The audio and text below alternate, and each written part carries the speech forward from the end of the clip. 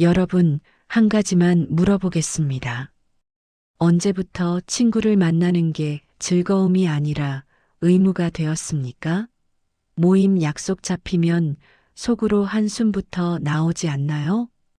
오늘의 이야기는 여러분이 느끼는 그 답답함의 정체를 밝혀드릴 겁니다. 많은 분들이 이렇게 말합니다. 나이 들어 친구 없으면 쓸쓸하다고요. 정말 그럴까요? 제가 만난 수백 명의 어르신들 중 진짜 쓸쓸한 분들은 오히려 친구가 많은 분들이었습니다. 매일 누군가와 통화하고 일주일에 서너 모임 나가고 명절 때마다 선물 돌리느라 바쁜데도 얼굴엔 피곤함만 가득했어요. 왜 그럴까요? 친구가 많은데 왜 더 외로울까요? 답은 간단합니다. 우리 사회는 이상한 신화를 만들어냈습니다. 친구 많으면 성공한 인생, 혼자 있으면 실패한 인생이라는 거짓말이요. 그래서 모두가 친구 숫자 늘리기에 혈안이 되어 있어요. 하지만 생각해 보세요. 정말 중요한 순간에 곁에 있어줄 사람이 몇 명이나 되나요? 아플 때, 힘들 때, 진짜 도움이 필요할 때 연락할 수 있는 사람 말이에요. 손에 꼽을 정도일 겁니다. 나머지는 그냥 연락처에 저장된 이름일 뿐이에요. 더 솔직하게 말하면 어떤 분들은 그 손에 꼽을 사람조차 없을 수 있습니다. 그런데 그게 문제일까요? 전혀 아닙니다. 문제는 그런 상황을 비정상이라고 생각하는 거예요. 나만 뒤처진 것 같고 나만 인간관계에 실패한 것 같은 그 불안감이 문제입니다. 진실을 말씀드리면 60 넘어서 친구가 줄어드는 건 자연스러운 현상이에요. 아니, 오히려 건강한 신호입니다. 이제 가짜 관계와 진짜 관계를 구분할 줄 아는 눈이 생긴 거니까요. 생각해 보세요. 학창 시절 친구들 지금도 연락하나요? 군대 전우들 명절 때 안부 문자 주고 받나요? 직장 동료들 퇴사하고도 만나나요? 대부분은 아닐 겁니다. 그게 정상이에요. 사람은 환경에 따라 만나고 환경이 바뀌면 멀어지는 게 자연스러운 거예요. 억지로 붙잡을 필요가 없습니다. 오늘 이 영상을 끝까지 보시면 두 가지를 얻게 될 겁니다. 첫째, 친구 없는 게 왜 문제가 아닌지 확실히 이해하게 됩니다. 둘째, 혼자 있는 시간을 어떻게 내 편으로 만들 수 있는지 구체적인 방법을 알게 됩니다. 마지막까지 보시면 여러분 삶의 전환점이 될 해답을 얻게 됩니다. 부산 해운대에 사는 70살 김태훈 씨 이야기를 들려드리겠습니다. 김태훈 씨는 평생 교사로 살았습니다. 학교에서 수백 명의 제자를 가르쳤고 동료 교사들과도 가까웠어요. 퇴임식 날 강당은 사람들로 가득 찼습니다. 선생님 고생 많으셨습니다. 연락하고 지내요. 모임 있으면 꼭 나오세요. 따뜻한 말들이 쏟아졌어요. 태윤 씨는 그날 행복했습니다. 내 인생은 성공적이었구나. 이렇게 많은 사람들이 나를 기억해 주는구나. 하지만 1년이 지나자 상황이 달라졌어요. 처음 몇 달은 전화도 오고 모임 초대도 받았습니다. 그런데 어느 순간부터 연락이 뚝 끊겼어요. 카톡 단체방에는 여전히 있었지만 대화는 현직 교사들의 업무 이야기뿐이었습니다. 태윤 씨가 뭔가 말하면 분위기가 어색해졌어요. 아, 선생님은 이제 편하시겠네요. 우리는 아직 고생이에요. 그런 말들이 돌아왔습니다. 제자들은 어땠을까요? 명절 때마다 몇몇 제자들이 찾아왔어요. 하지만 만나보면 껄끄러웠습니다. 옛날 이야기만 반복되고 지금 현재에 대한 이야기는 없었어요. 태윤 씨는 깨달았습니다. 제자들에게 나는 추억 속의 선생님이지 지금의 친구가 아니구나. 그래도 태윤 씨는 포기하지 않았어요. 대학 동기들이 있잖아. 그들과는 다르겠지. 동기회에 나갔습니다. 하지만 거기도 마찬가지였어요. 누구는 사업 성공 자랑, 누구는 자식 성공 자랑, 누구는 건강 자랑. 태윤 씨는 그저 듣기만 했습니다. 평범하게 살아온 자신의 삶이 초라하게 느껴졌어요. 집에 돌아와 아내에게 말했습니다. 여보, 나 요즘 사람 만나는 게 너무 힘들어. 아내가 물었어요. 왜요? 친구들 만나면 즐겁지 않아요? 태윤 씨는 대답할 수 없었습니다. 즐겁지 않았거든요. 그저 익숙해서 해야 할 것 같아서 만났을 뿐이었어요. 그날 밤 태윤 씨는 결심했습니다. 더 이상 억지로 사람을 만나지 말자. 다음 날부터 태윤 씨는 모든 모임을 정중히 거절했어요. 단톡방도 나왔습니다. 처음엔 불안했어요. 사람들이 날 이상하게 생각하지 않을까? 나만 혼자 남겨지는 건 아닐까? 하지만 며칠이 지나니 신기한 일이 벌어졌습니다. 마음이 가벼워진 거예요. 더 이상 누구 눈치 볼 필요도 없고 억지 웃음 지을 필요도 없었어요. 태윤 씨는 매일 아침 바닷가를 걷기 시작했습니다. 파도 소리를 들으며 걷다 보니 머릿속이 맑아졌어요. 50년 가까이 남을 가르치느라 정작 나 자신은 잊고 살았다는 걸 깨달았습니다. 어느 날 산책길에서 한 남자를 만났어요. 나이가 비슷해 보였고 그 사람도 혼자 걷고 있었습니다. 눈이 마주쳤고 자연스럽게 인사를 나눴어요. 그렇게 몇 번 마주치다 보니 가끔 함께 걷게 되었습니다. 그 사람은 이호진 씨라고 했어요. 은퇴한 의사였습니다. 둘은 말없이 나란히 걸었어요. 특별한 대화는 없었습니다. 그냥 가끔 날씨 이야기, 파도 이야기, 그런 소소한 말들만 나눴어요. 신기하게도 그게 편했습니다. 자랑할 필요도, 평가받을 필요도, 인상 쓸 필요도 없었어요. 그저 두 사람이 조용히 걷는 것만으로 충분했습니다. 어느 날 이호진 씨가 물었어요. 김 선생님, 요즘 친구들 안 만나시나 봐요. 태윤 씨가 웃으며 대답했습니다. 다 정리했어요. 이제 혼자가 좋더라고요.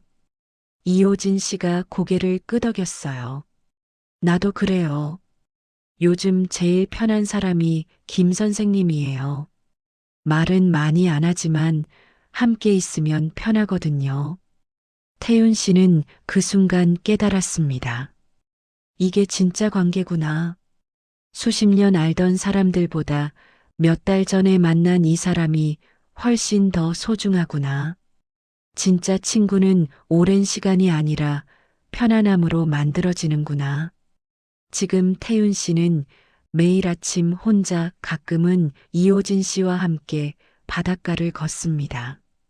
친구 숫자는 줄었지만 마음은 훨씬 가벼워졌어요. 이제 태윤 씨는 말합니다. 진짜 자유는 혼자 있어도 괜찮다고 느낄 때 온다고요.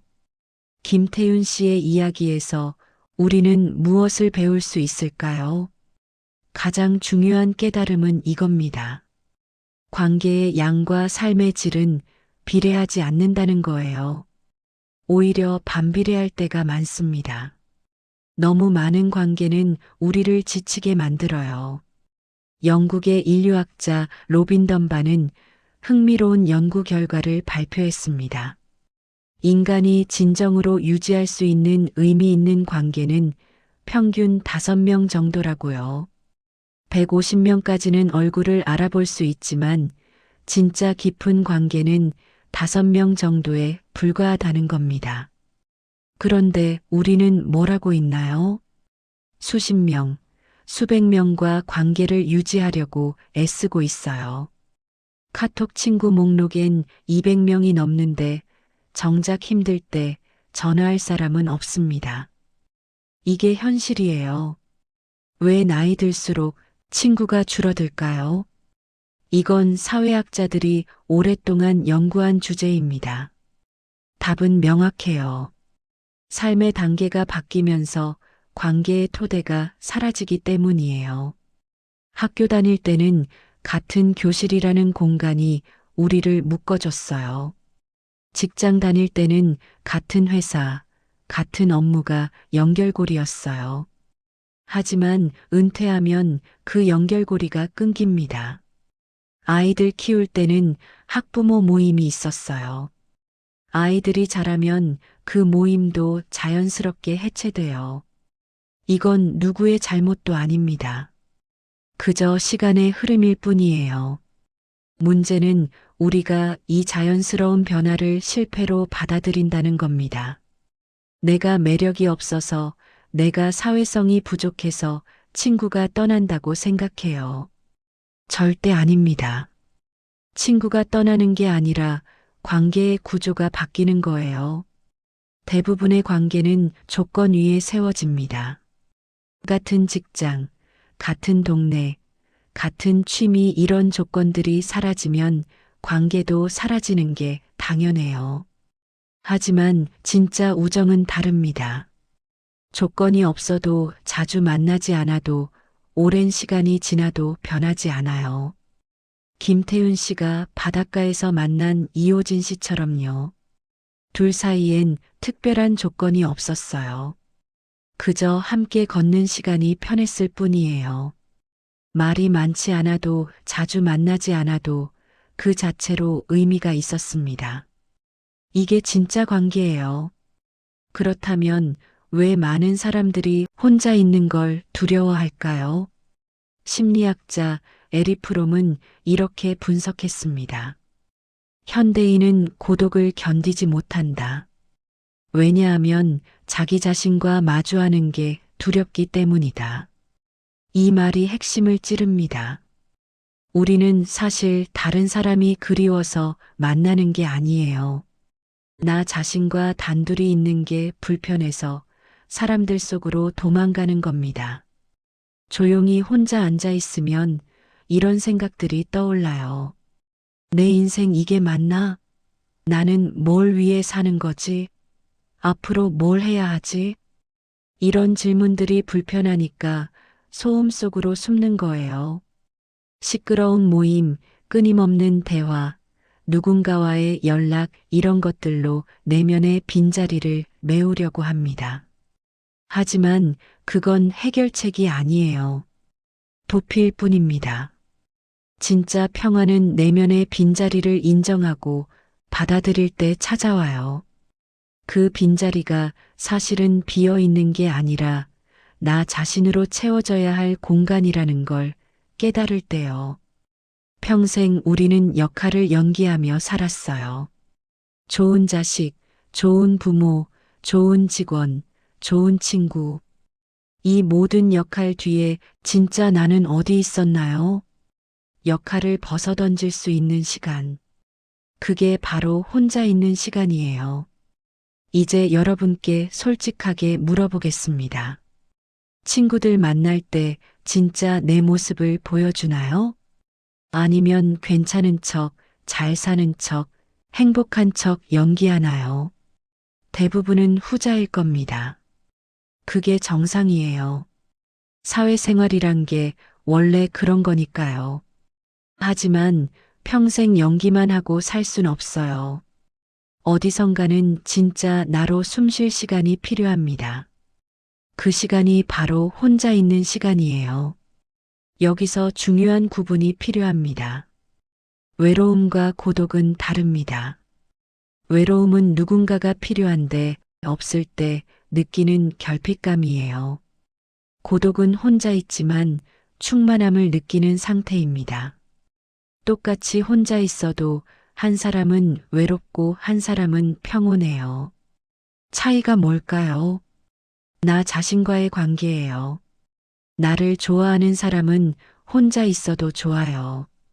나를 싫어하는 사람은 혼자 있으면 괴로워요. 결국 핵심은 이겁니다. 친구가 있느냐 없느냐가 중요한 게 아니라 나 자신과 편안한 관계를 맺고 있느냐가 중요해요. 스위스 심리학자 카를 융은 평생 이 주제를 연구했습니다. 그가 내린 결론은 이거예요. 중년 이후의 과제는 개인마다 타인의 기대에서 벗어나 진정한 자기 자신이 되는 것이다. 60 넘어서 친구가 줄어드는 건 실패가 아니에요. 오히려 성공적인 개인화 과정입니다. 이제는 타인의 기준이 아니라 내 기준으로 살 때예요.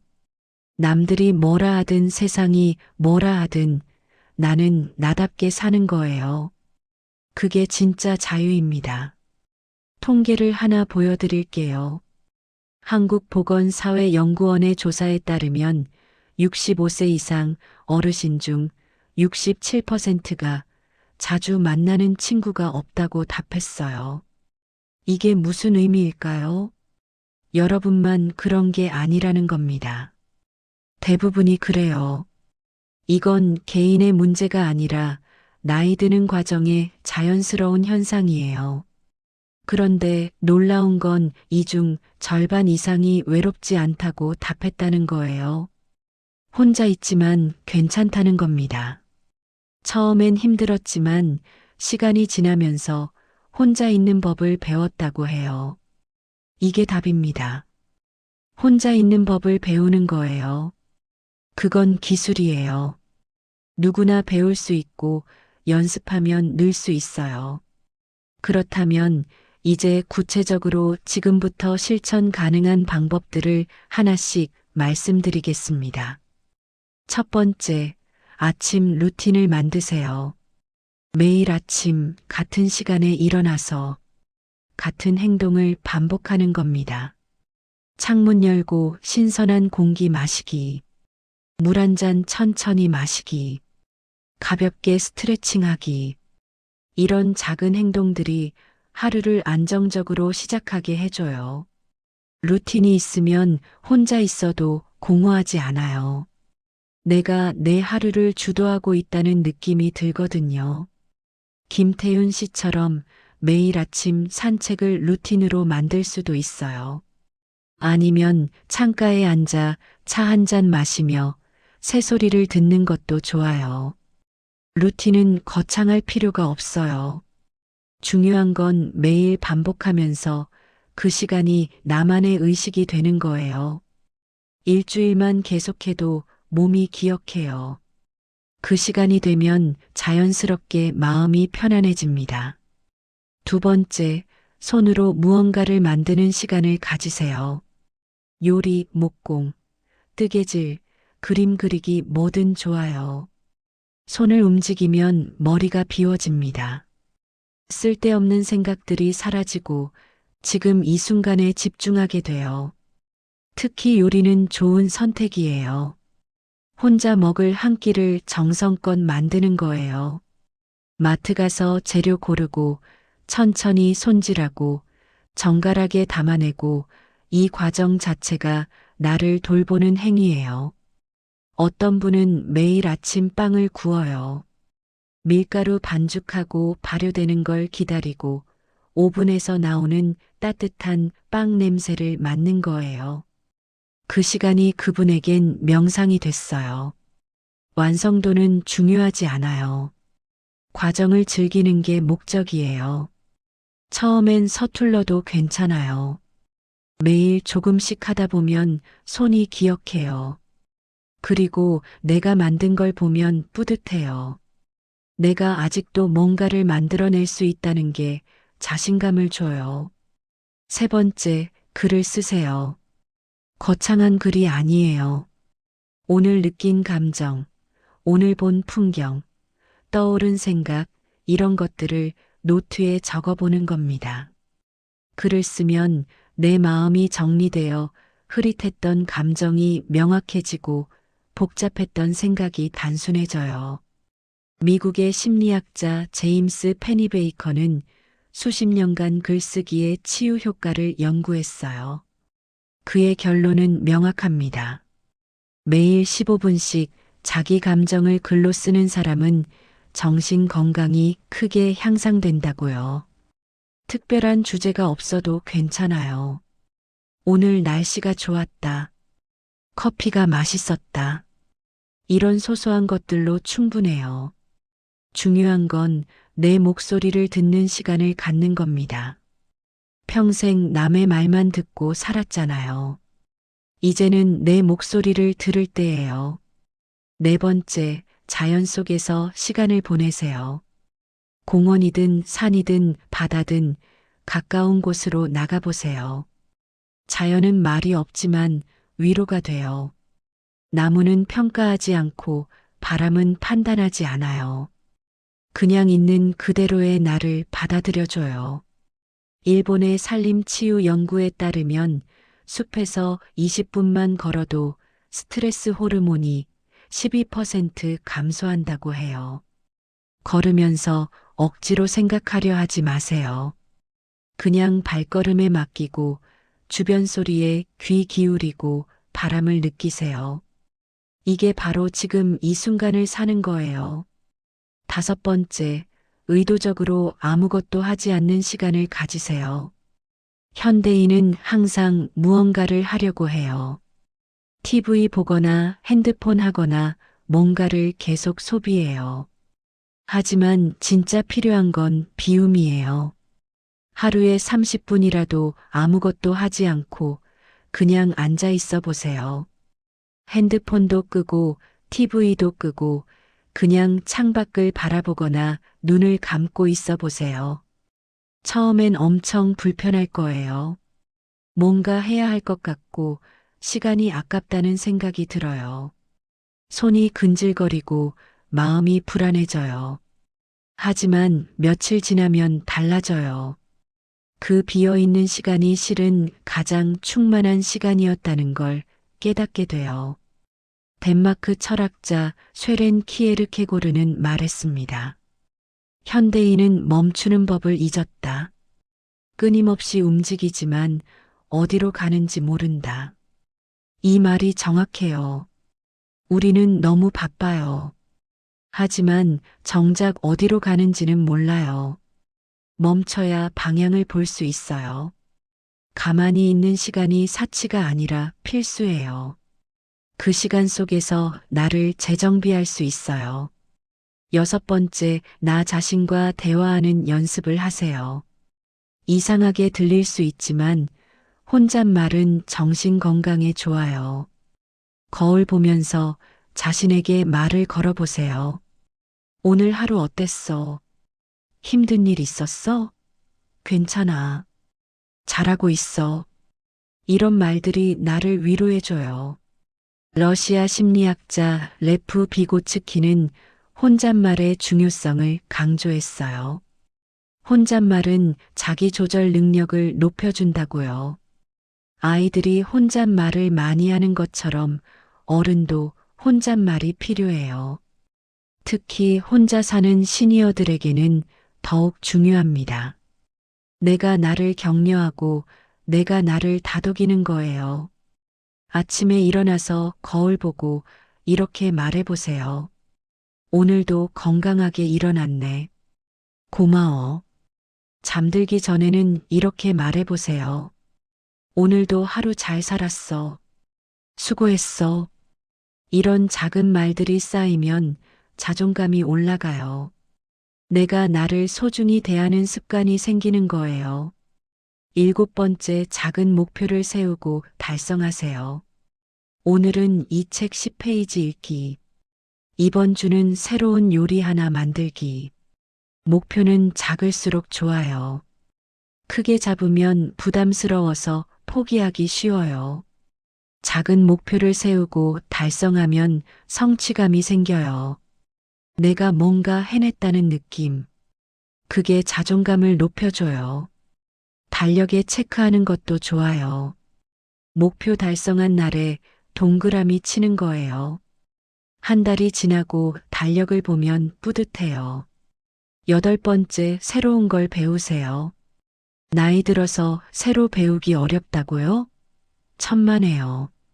뇌과학 연구에 따르면 새로운 걸 배우면 뇌에 새로운 신경회로가 생긴다고 해요. 나이와 상관없이요. 악기, 외국어, 그림, 춤, 뭐든 관심 가는 걸 시작해 보세요. 잘하려고 하지 마세요. 배우는 과정 자체가 즐거움이에요. 새로운 걸 배우면 삶에 활력이 생겨요. 오늘과 어제가 달라지는 느낌이에요. 어제 몰랐던 걸 오늘 알게 되는 기쁨. 그게 바로 성장이에요. 일은 여든이 돼도 우리는 계속 배우고 성장할 수 있어요. 배움에 나이 제한은 없어요. 아홉 번째, 봉사를 시작하세요. 혼자 있어도 사회와 연결되어 있다는 느낌이 중요해요. 봉사는 그 연결이에요. 동네 도서관에서 책 정리하기, 복지관에서 식사 배식하기, 공원에서 환경 정화 활동하기, 거창하지 않아도 돼요. 내가 누군가에게 도움이 되는 존재라는 걸 느낄 때 삶의 의미가 생겨요. 하버드대 연구에 따르면 봉사 활동을 하는 노인들이 그렇지 않은 노인들보다 행복도가 40% 높다고 해요. 남을 돕는 게 사실은 나를 돕는 거예요. 내가 필요한 사람이라는 느낌. 그게 우리를 살게 해요. 일주일에 한두 시간이면 충분해요. 동네 아이들에게 책 읽어주기, 독거노인 도시락 배달하기. 이런 작은 실천이 나와 세상을 이어줘요. 열 번째, 감사 일기를 쓰세요. 매일 잠들기 전 오늘 감사한 일 세 가지를 적어보세요. 아주 작은 것도 괜찮아요. 오늘 날씨가 좋았다. 밥이 맛있었다. 몸이 아프지 않았다. 감사를 찾다 보면 삶의 관점이 바뀌어요. 없는 것에 집중하던 시선이 있는 것으로 옮겨가요. 미국 심리학자 로버트 에먼스는 20년 넘게 감사 연구를 했어요. 그의 결론은 명확합니다. 감사를 실천하는 사람은 우울증이 낮고 행복도가 높고 수명도 길다고요. 감사는 공짜 약이에요. 부작용도 없고 누구나 할 수 있어요. 노트 한 권 준비하고 매일 세 줄만 적어보세요. 한 달이 지나면 달라진 자신을 발견할 거예요. 세상이 달라지는 게 아니라 세상을 보는 내 눈이 달라지는 거예요. 11번째, 자기만의 공간을 만드세요. 집안 작은 구석이라도 좋아요. 거기를 온전히 나만의 공간으로 꾸며보세요. 좋아하는 사진을 걸고 편한 쿠션을 놓고 좋아하는 책을 쌓아두세요. 그 공간이 나의 안식처가 되는 거예요. 힘들 때 그곳에 가면 마음이 편안해져요. 심리학에서는 이걸 안전기지라고 불러요. 세상이 아무리 어려워도 돌아갈 곳이 있다는 안정감. 그게 우리를 지탱해줘요. 공간이 좁아도 괜찮아요. 창가 작은 자리, 거실 한 구석 어디든 좋아요. 거기가 나만의 세계가 되는 거예요. 그리스 철학자 에피크로스는 이렇게 말했습니다. 행복은 많이 가진 데 있지 않고 적게 원하는 데 있다. 지금 가진 것에 만족할 줄 아는 사람이 진정 부유한 사람이다. 친구가 많아야 행복한 게 아니에요. 지금 이 순간에 만족할 줄 알면 돼요. 혼자 있어도 괜찮다고 느끼면 돼요.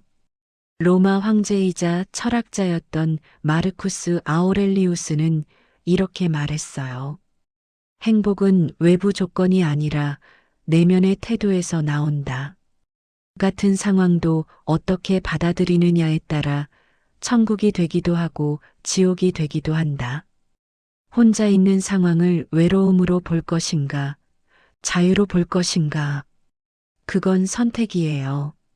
상황은 바꿀 수 없지만 태도는 바꿀 수 있어요. 60 넘어서 친구가 없는 건 실패가 아니에요. 오히려 삶의 본질을 깨달은 거예요. 이제는 양이 아니라 질입니다. 이제는 남이 아니라 나 자신입니다. 독일 시인 라이너 마리아는 이렇게 말했습니다. 고독은 나를 나답게 만드는 유일한 시간이다. 무리 속에선 나를 잃지만 고독 속에선 나를 찾는다. 오늘부터 여러분의 삶이 달라지길 바랍니다. 혼자여도 충분히 행복할 수 있어요. 아니, 혼자일 때 가장 자유로워요. 그 자유를 만끽하세요. 타인의 평가가 아니라 내 평화가 중요해요. 관계의 숫자가 아니라 마음의 여유가 중요해요. 여러분이 혼자 앉아 차 한 잔 마시며 편안함을 느낀다면 그게 바로 성공한 인생이에요. 남들이 뭐라 하든 친구가 많든 적든 중요한 건 내 마음이 평온한가예요. 오늘도 하루를 잘 살아내신 여러분께 깊은 존경을 보냅니다. 감사합니다.